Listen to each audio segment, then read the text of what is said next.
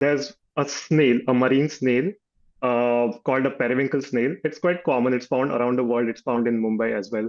These snails are adapted to this really harsh intertidal environment, right, where they are out of the water for hours at an end. What they do is, in order to survive out of the water for those extended periods of time, they huddle together underneath rocks in shaded areas. I think AI is almost everywhere these days. So, and why not to apply it in the topic of heat resilience as well? At CW, we are actually exploring quite a bit of AI technology in-house to see can we accelerate the pace of development of heat action plans. Where we actually identified interstitial spaces, unused spaces, and did periphery planting, painted, walls, brought in children to actually create some art, and repaired like tree planters around trees. Suddenly, these spaces transformed as, spaces where children could come in, they were safer. Is the third edition of Godrej Enterprises Group's Conscious Collective Festival. It's a remarkable festival that talks about conscious living, about global warming, and how unique design, architecture, product design can really change things if we put our mind, hearts, bodies, and soul into it. And what we're basically doing is a precursor to the event, and as a part of a precursor, we're getting lots of eminent speakers who are part of the festival itself to come on and chat with us. Not only about their role in the festival, but all about their extended play as architects, media artists, creative technologists, photographers in this case. Please welcome Lake Heckaman. He's a new media artist and creative technologist. Hi, Lake. Thank you for joining us. Thank you for having me. Pleasure to be here. We have Sarang Naik, who's a nature and wildlife photographer. Wonderful to see you, Sarang. How are you? I'm good. Thank you for having me. Dr. Vishwas Chitle, Senior Program Lead, Climate Resilience Council on Energy, Environment and Water, CEEW. Hi, great to see you, Dr. Vishwas. How are you? I'm good, Rishi. Thank you.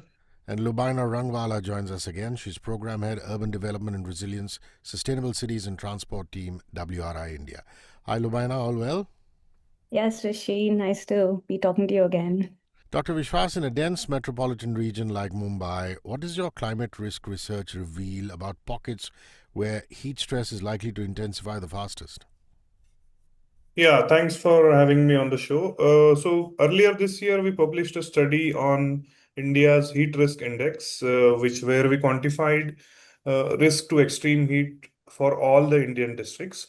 And then I would like to share some findings since you talked about issues related to cities like Mumbai. So what we are currently seeing is nearly 60% of districts in India are which actually host nearly 75% of population fall in high to very high category of extreme heat.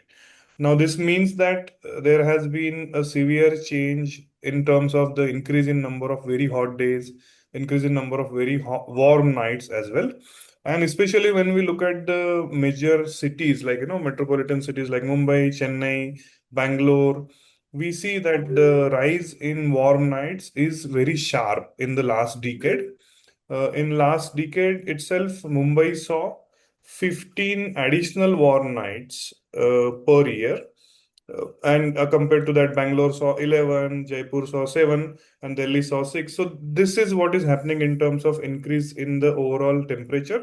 And it is in warm nights, so which often goes unnoticed because a hot day, you realize and you acknowledge that, okay, it's a hot day, so you wear cap, etc. But if it's a warm night, it often goes unnoticed and it has very severe health impacts. Lubaina, your work often shows that resilience starts with everyday spaces. I mean, let's look at a city like Mumbai. What have you seen in Mumbai that proves that small neighborhood improvements can make a big difference during heat? Thanks, Rishi. So, I want to actually go back to, when we released the Mumbai Climate Action Plan with the BMC in 2022, we began a project alongside called Nurturing Vegetation in Vulnerable Neighborhoods of Mumbai. These are neighborhoods that are, largely informal settlements, low-income housing, where the built density is very high, and with negligible tree cover, open spaces. The logic being that if we can actually partner with organizations working in these communities, work with communities to truly understand their challenges of heat stress, among other, climate environmental hazards, can we actually co-design solutions that are practical and true to their context? What we learned was incredible, right? We worked, for example, we worked with our partners and colleagues at UVA, the Youth for Unity and Voluntary Action, and TISS Mumbai, Tata Institute for Social Sciences, and to understand, how some of these small projects of microgreening can actually bring a lot, like transform these neighborhoods. So Lalubai compound, it's a resettlement, rehabilitation resettlement colony in Mankhurd, where we actually identified interstitial spaces, unused spaces, and did periphery planting, painted, walls, brought in children to actually create some art, and repaired like tree planters around trees. Suddenly, these spaces transformed as, spaces where children could come in. They were safer. An evening school that was being run in a shed without any ventilation in really kind of terrible indoor heat environments was now being done under a shaded large rain tree, which always existed. Just because the environment had been kind of worked upon, suddenly it became much more safer for these kids to actually have that school outside. These were, about 400 saplings were planted, and while these saplings continued to grow, because there was a collective exercise that had happened, suddenly it was, the community had started taking care of this space a lot more. So what I'm trying to say is that, in many ways, some of these everyday resilience activities may not have big immediate impacts on lowering temperatures in the neighborhood, but and in a short term, but co-creating them really creates kind of transformative change in people's life, and creating more dignified working, living, and learning environments. So I think this is essentially the value of working at the community scale. 12th, 13th, and 14th at the Godrej Enterprises Group campus is Conscious Collective. Now, part of the experiences is an immersive experience called The Living Shore that has been created by Lake Heckaman. He's a new media artist and creative technologist. Lake, The Living Shore reacts to the way people move through space. What made you want viewers to feel climate change through their own actions rather than words or information? I think climate change is something that's often very abstract, and a lot of the conversations you have about it tend to be big picture and long timelines. And I really wanted to try and bring some immediacy and a direct link between the individual and the impact on the environment with his installation. That's a wonderful answer. Sarang, I'm very interested in knowing that through your lens as a nature and wildlife photographer, what moments in Mumbai shorelines or tide pools have revealed how heat is quietly reshaping the life around us? So, my experience related to heat has not exactly been about Mumbai, because what I've noticed is on Mumbai's intertidal zone, the species have been quite hardy and they have dealt with heat pretty well so far. But what I'm seeing globally happening in the intertidal zone is quite scary. Like in a lot of places, we are getting recurring heat waves, which are 45, 50 degrees Celsius plus. And these are just causing like mass die-offs on the shore.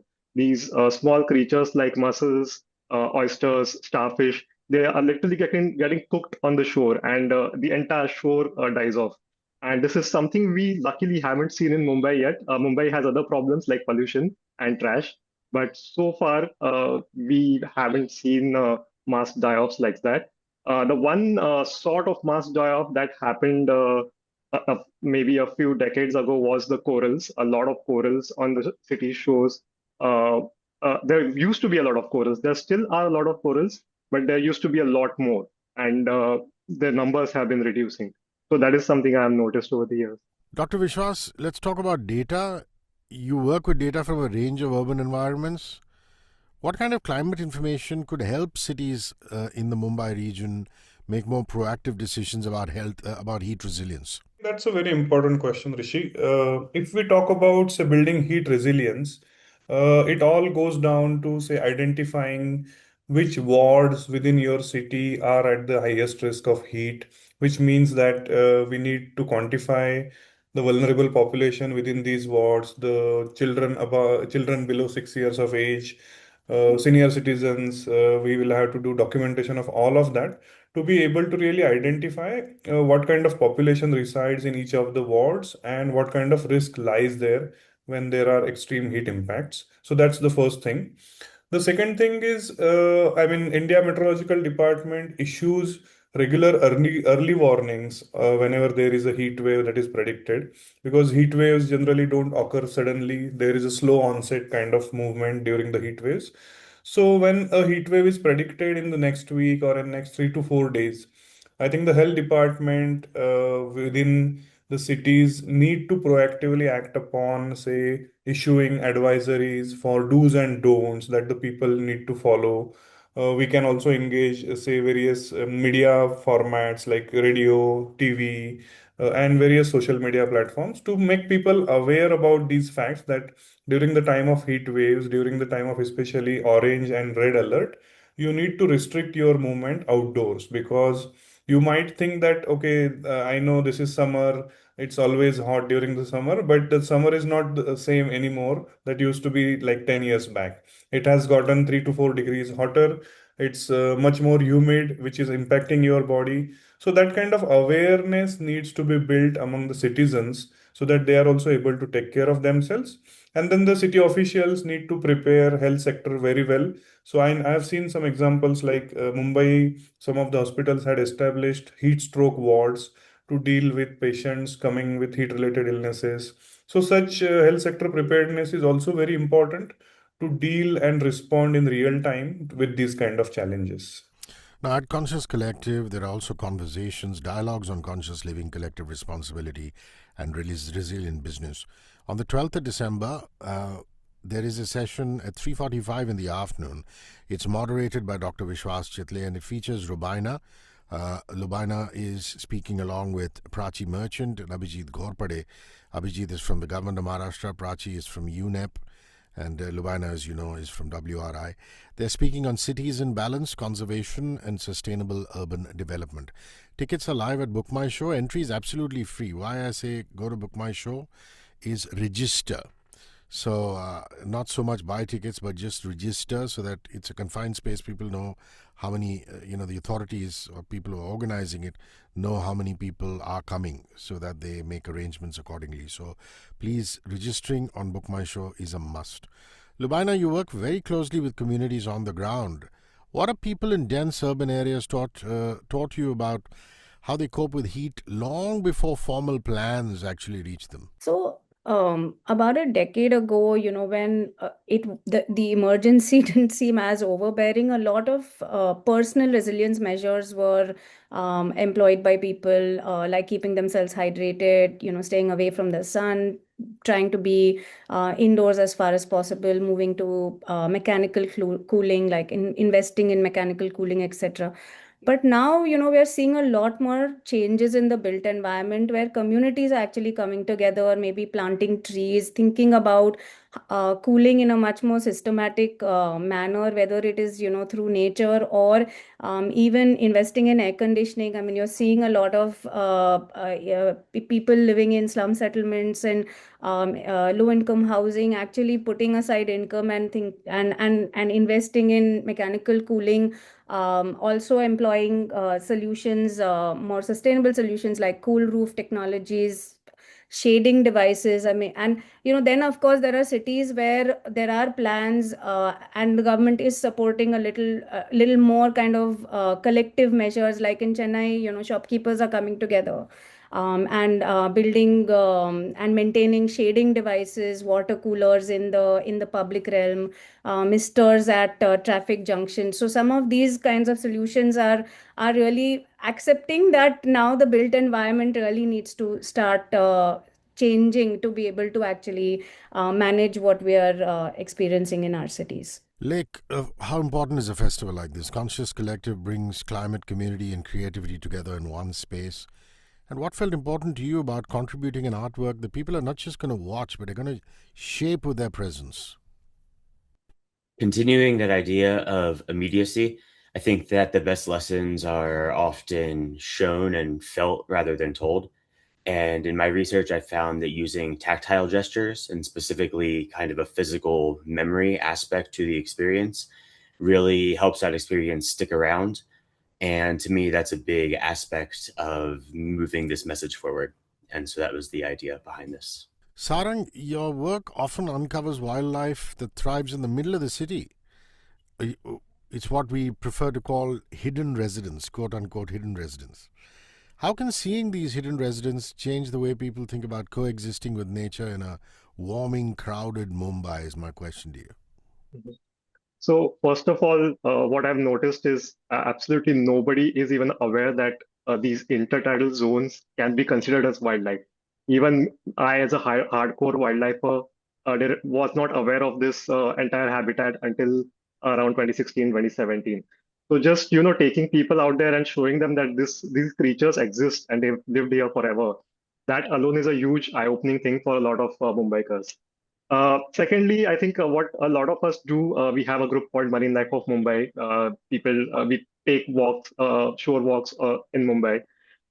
So what we always try to do is also show relatable animals, and there are a lot of them over here. For example, there are hermit crabs who, when they outgrow their shells, they live inside shells. When they outgrow these shells, they exchange each other's shells. And sometimes they fight for it, but a lot often it's a very well coordinated a session of exchanging shells between each other.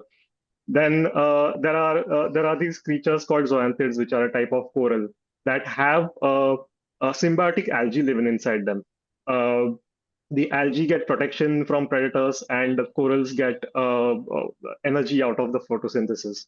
Uh, and there are many other symbiotic animals like this, which are very kind of relatable to Mumbaikars, where it comes to the fight to get a home, fight for real estate, fight to get your daily earnings. So we always try to connect the animals with that so that people can personally connect with them.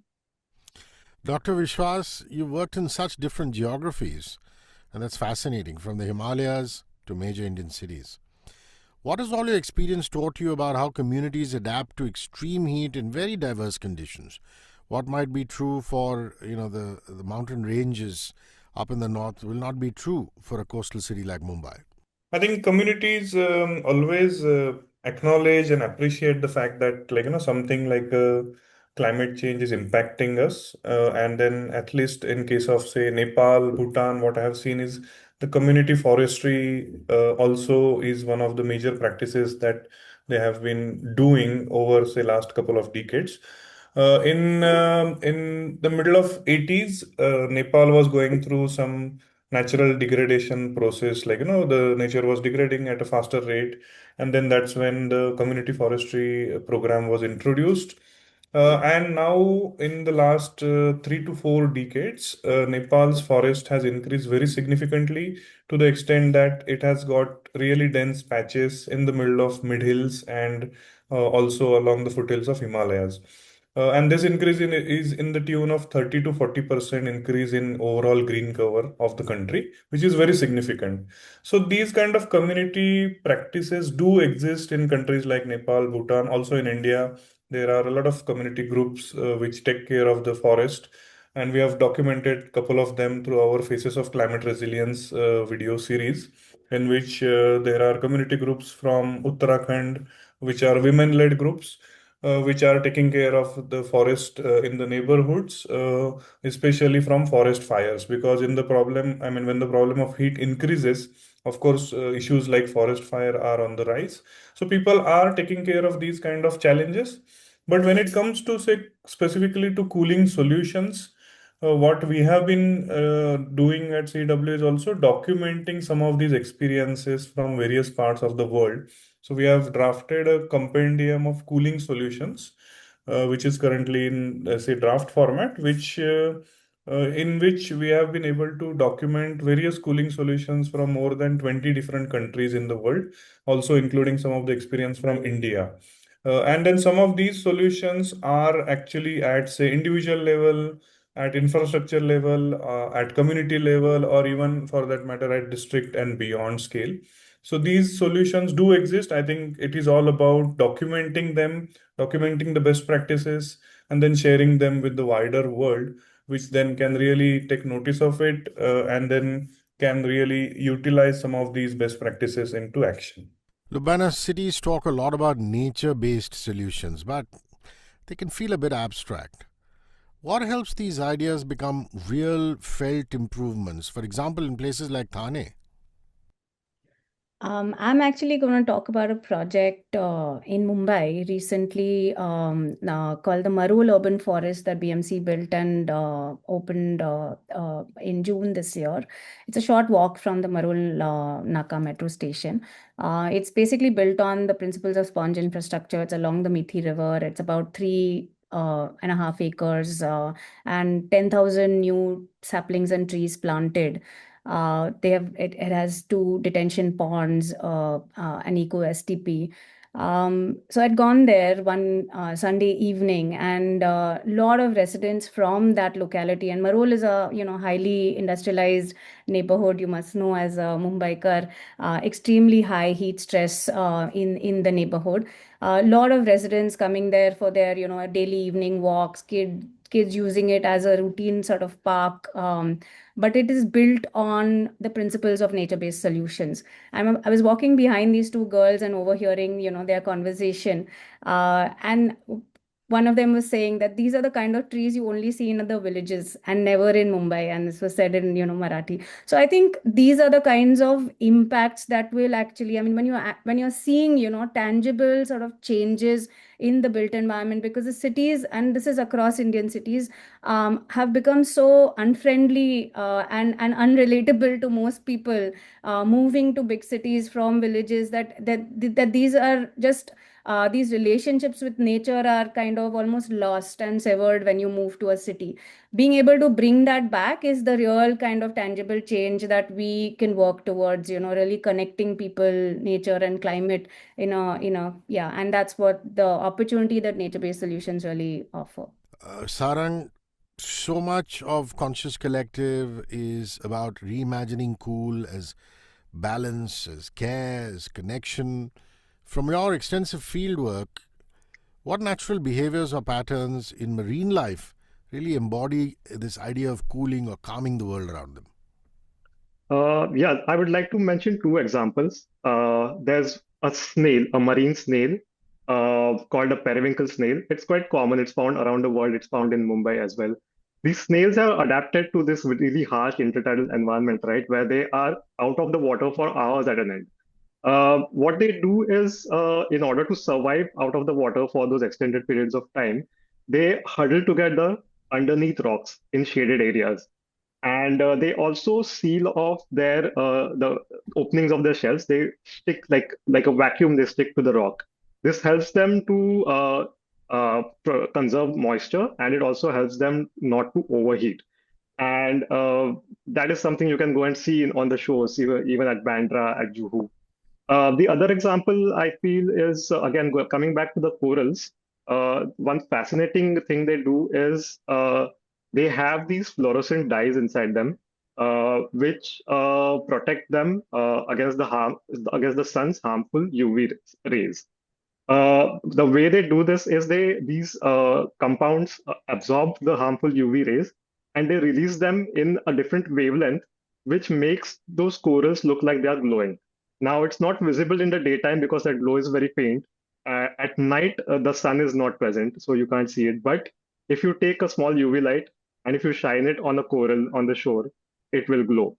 And I have taken pictures of entire tide pools in Mumbai glowing under UV light with the cities in the background, that are with our buildings lit up. And it's crazy that you can get to see something so surreal in a city like Mumbai. Wonderful. Get onto Instagram at Godrej Design Lab, and find out all that's hot and happening as far as Conscious Collective is concerned. And by hot, I literally mean hot, because that's what the festival is dealing with. Dr. Vishwas, with your experience in AI and climate modeling, where do you see technology genuinely helping cities act earlier and smarter on heat risks rather than leaving it for very late? I think AI is almost everywhere these days. So, and why not to apply it in the topic of heat resilience as well? At CW, we are actually exploring quite a bit of AI technology in-house to see can we accelerate the pace of development of heat action plans, because a heat action plan is a fairly complex document, and then with the cities having to deal with their day-to-day issues, of course, they will not be able to really develop such a complex document on their own. So as a think tank, can we provide some technical support? Can we provide some sort of, say, already analyzed data on climatic patterns, etc., for a particular city, and then the city authorities can pick it up from there and then work further on developing a heat action plan. So we are currently supporting nearly 300 cities in India to develop heat action plans with this kind of approach, in which we are using AI and machine learning to identify the hotspots of extreme heat within the cities. So at ward level, as I talked about earlier, at ward level, what kind of risk exists, what kind of climatological data is available. We are availing all of the open source climatological data to do these kind of processes, and then to give something like say 70 to 80% readily available information to the city authorities so that they can develop their own heat action plans based on that. In terms of going further in the use of AI, I'm sure that if the city wants to track heat related illnesses from particular wards, once that data starts coming into digital domain, and then once we are establishing some sort of relation between the number of very hot days, sudden increase in temperature, and the increase in heat related illnesses, these kind of statistics can be very well established through AI. And these can also give some predictive analytics to the cities in order to prepare ahead of the heat season and prepare well for these kind of challenges. Lubana, you've worked with groups who face the city's heat most directly. I'm talking women, informal workers, low income neighborhoods. What perspectives from them do you feel must be centered more clearly in climate planning? I think the big sort of shift that needs to happen is that we need to really learn from people's lived experience of heat and reflect that into solutioning for the medium and long term. A lot of what is right now, what we have in a lot of climate plans is understood realities translating into strategies. What we think, as experts, what needs to be there, but understanding from people's experiences. I mean, simple things like a lot of warnings around heat wave days say keep hydrated, but most people in the public realm have to buy water, they have to pay for toilets in the public sphere. So we don't really have the kind of systems in place for really providing some of these services at scale in our cities. We talk about cooling shelters at workplaces, but do we have the culture to take a break when you're hitting that point of thermal exhaustion?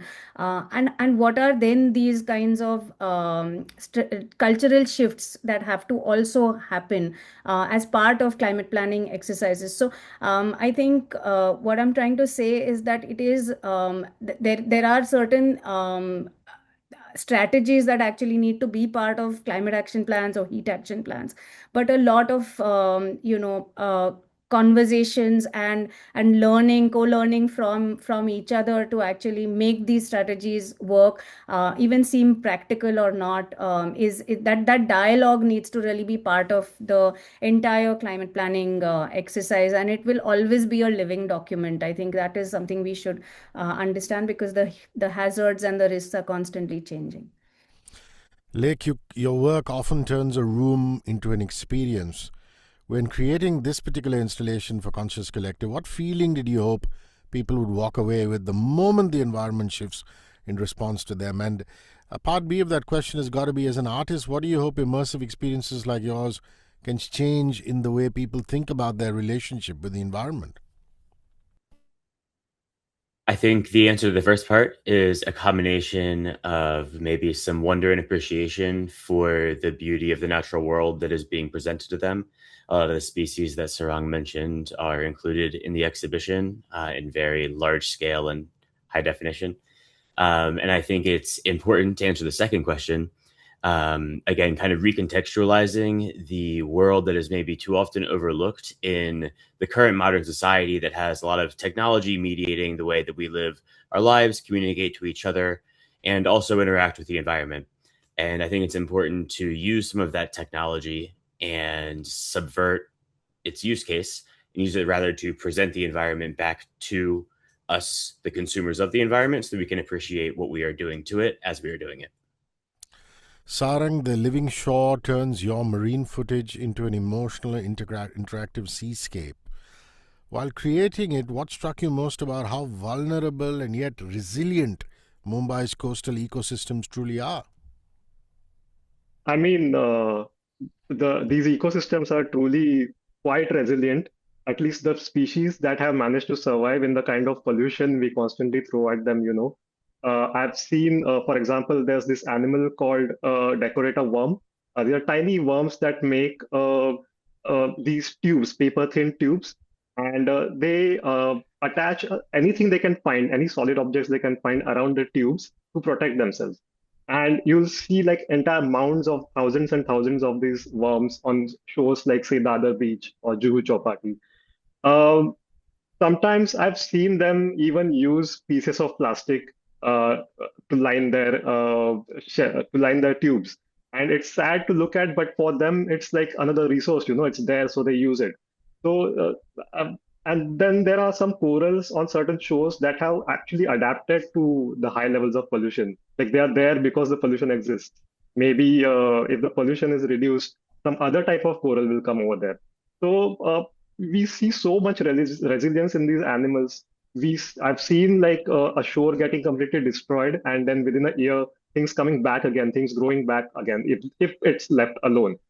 So in that way, I think all we need to do to protect these shores is just to actually leave them alone, not disturb them.